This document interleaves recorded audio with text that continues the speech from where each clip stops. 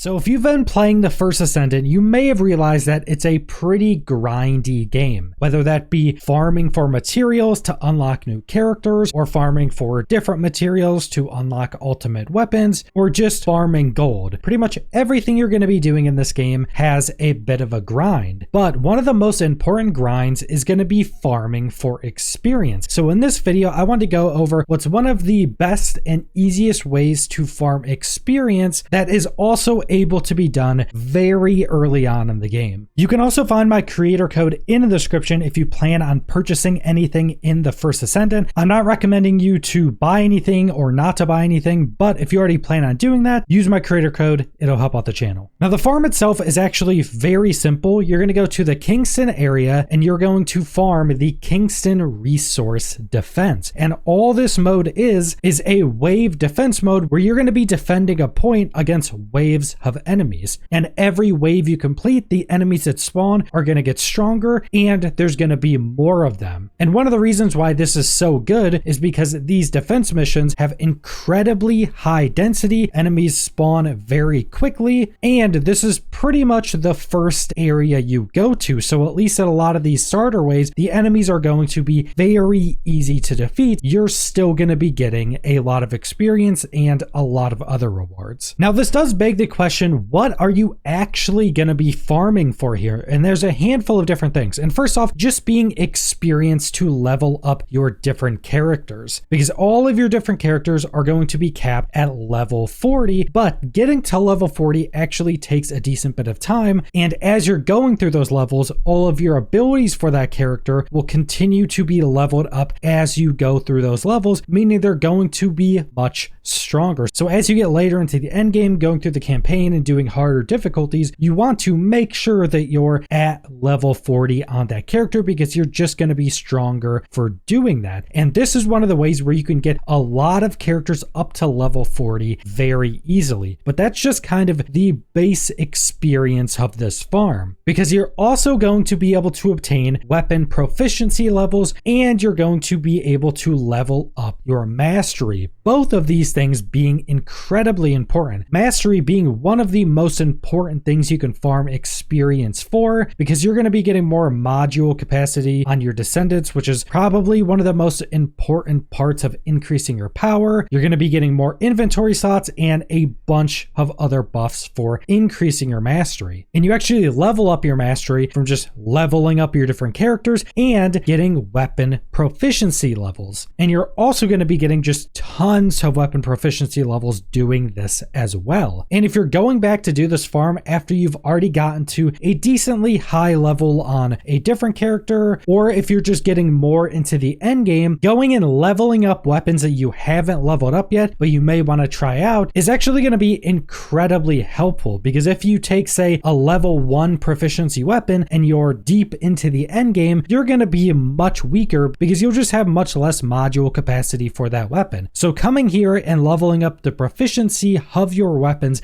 against super squishy enemies that you're probably going to be one-shotting is going to be much easier than trying to take a level 1 weapon into endgame content. Now I do have an example of a run doing this so you can know a bit more specifics on what you can expect to get from this farm. So I went and did this on a level 34 character, so I'm going to be pretty over leveled for doing the starter waves of this content. And this run took around 30 minutes, but it wasn't a completed run. We only got to wave 13 out of 21. So as you get into these higher waves, even if you're very over leveled for this still isn't going to be super easy, especially if you're just randomly queuing for this and you get a bunch of lower level players with you. Now in that 30-minute run on my level 34 character, I got around 90% of a level. So going from mastery 8 to 9, around 90% is pretty good. Keep in mind, mastery levels up very slow when compared to pretty much anything else in the game. And my actual character level went from 34 to 40. And I also would have been able to get additional levels, but again, level 40 is the cap. And then I was also able to get 28 total weapon proficiency levels across all of my weapons, because you will get some weapon proficiency for all of your equipped weapons, but you'll primarily be getting proficiency for the weapon you're actually using. And this also heavily depends on the proficiency level of that weapon. So you could come in here with all level 1 proficiency weapons, and you're going to get a lot more levels than if you came in here with like a level 20 proficiency weapon. Now you will also be getting some additional rewards for doing this, and you'll be able to see those potential rewards when starting this activity. And it does also show you the percent chance to get those different rewards, and they are randomized. And those are going to be the main rewards you're going to be getting outside of all the experience and leveling up all of these different systems. But you will actually be getting a good chunk of gold. I got around 200,000 gold for this 30-minute run. You can actually get quite a lot more gold if you want to min-max that as well. And I haven't personally run into the point of actually running out of gold yet. Maybe that'll happen into the end game, but 200,000 gold is actually a decent amount. And these numbers should stay pretty consistent across any character and across most levels. Now, I did also go do a run on a lower level character. Specifically, I went and did this on a level 10 bunny, and in a 15-minute run, I went from level 10 to level 17 on bunny. So it does actually seem that low level characters will be leveling up more quickly doing this, but no matter what level your character is, you're still going to be getting a ridiculous amount of experience.